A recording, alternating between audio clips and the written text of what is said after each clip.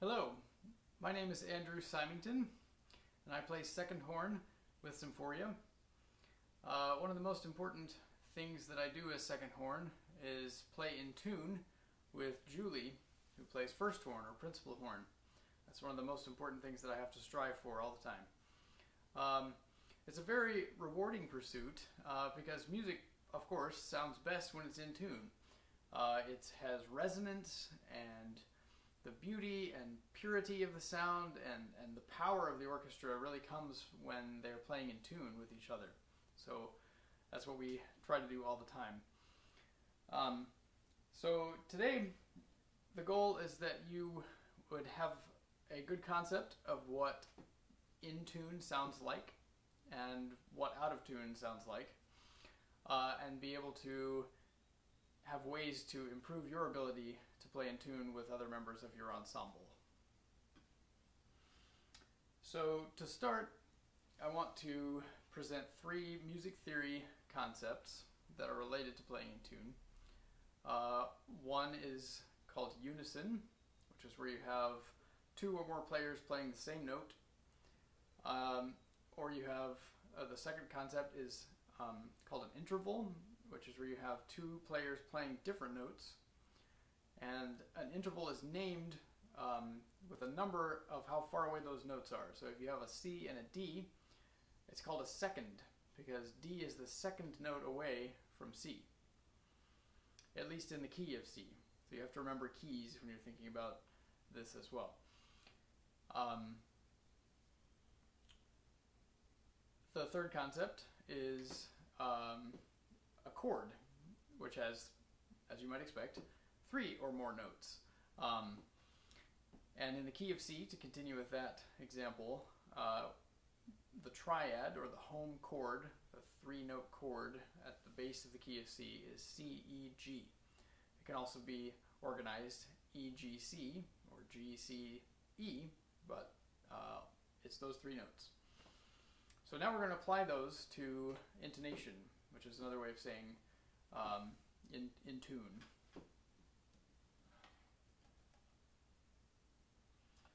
So I have some listening examples here. One of the most important things to improve your ability to play in tune is to just have a good concept in your head. You know what it sounds like. So listening to professionals is a very important thing to do. So we're going to do that right now. We're going to start by listening to the beginning of Schubert's Ninth Symphony, which has 2 horns playing a unison melody.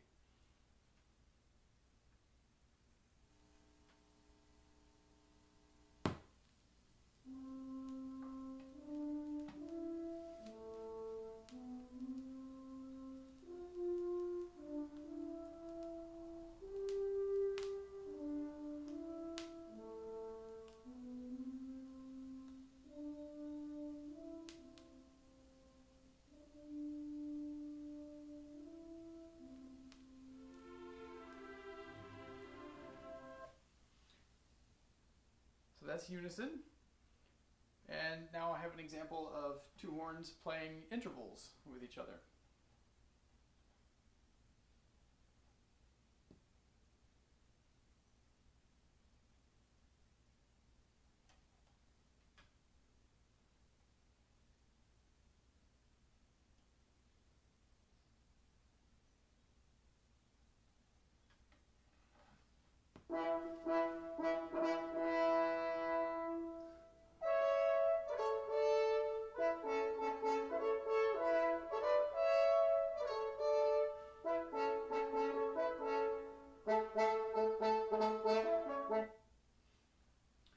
start to play in octaves, which is another interval, but it's kind of like unison because it's the same note. It's just 8 notes apart, so it's called an octave.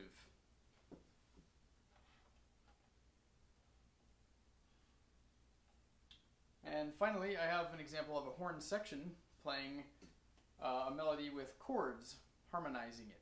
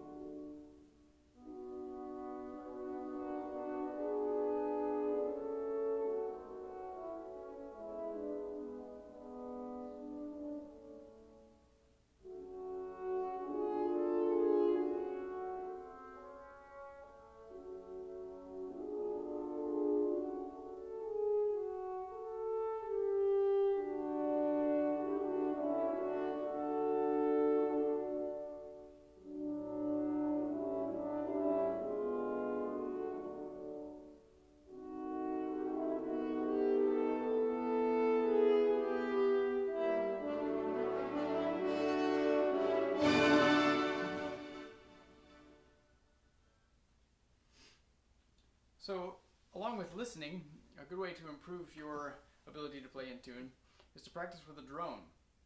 You can also practice with a recording of yourself, like I did at the beginning of this video. Or really the best way to do it is to practice with other musicians.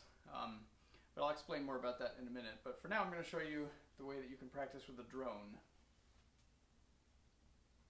There are a number of apps that you can find that provide this feature.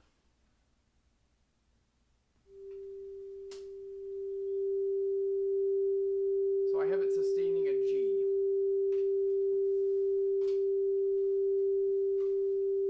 So what I'm going to do first is match the pitch, or just play the same note, and then intentionally play it sharp, bend it up, and then bend it down to play flat, and then find where it's in tune.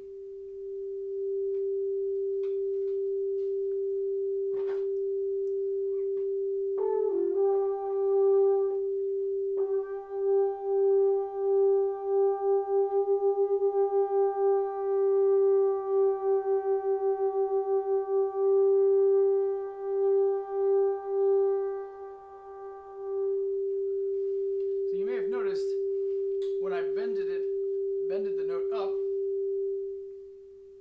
there were beats in the air, or there were these vibrations that sounded like the sound was fighting.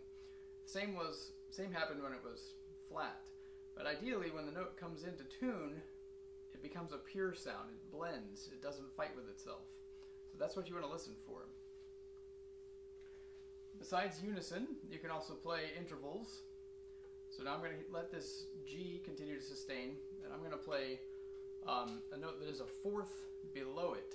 So it's the fourth note below G in the key of G,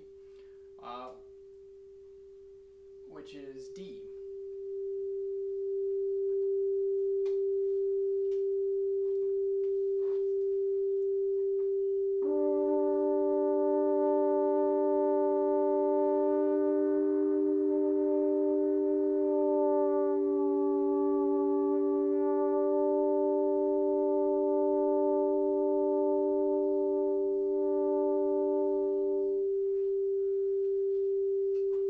Also do chords. If you have a drone that will play a fifth above the note, so this one will play 2 notes for me. So now we have a G and a D, and I'm going to play a B, which is the 3rd note in the triad, or the chord, in the key of G.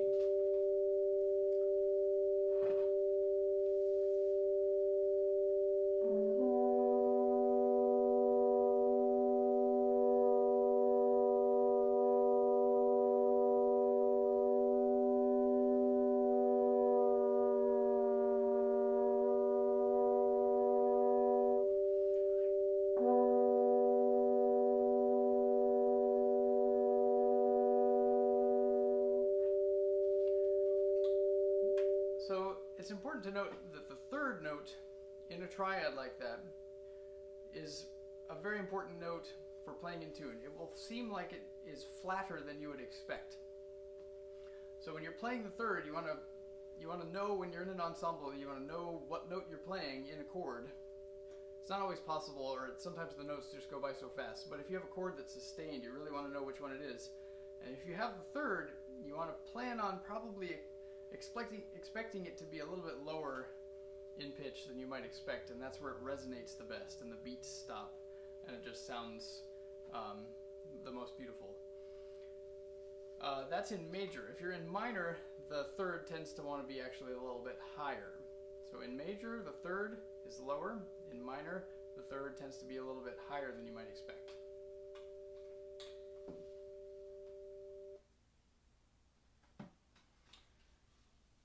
So to recap, just briefly, you want to listen to professionals in recordings and ensembles.